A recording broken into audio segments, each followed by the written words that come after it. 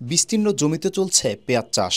দল বেঁধে পেঁয়াজের চারা রোপণে ব্যস্ত সময় পার করছেন চাষিরা। এ যেন পেঁয়াজ চাষের মহোৎসব।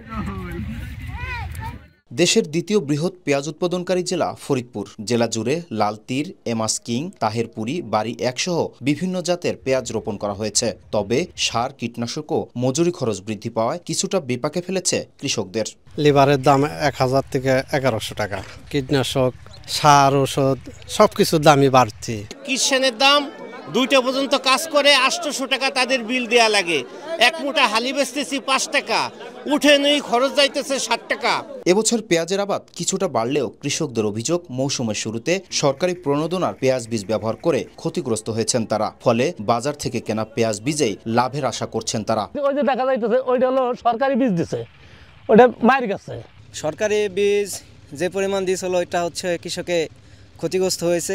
এদিকে সরকারি বীজে ক্ষতিগ্রস্ত কৃষকদের ক্ষতিপূরণ হিসেবে পুনরায় প্রণোদনার পেঁয়াজ বীজ বিতরণের মাধ্যমে এই ক্ষতি পুষিয়ে নেওয়া হয়েছে বলে দাবি জেলার কৃষি অফিসের। প্রণোদনার পেঁয়াজ বীজের সমস্যা হওয়ার পরে আমরা পুনরায় আবার সরকারের পক্ষ থেকে পেঁয়াজ বীজ বিতরণ করেছি।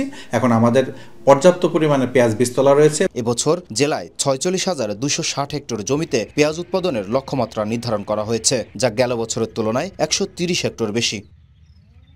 শফিকুল ইসলাম, জনি, মাই টিভি, ফরিদপুর।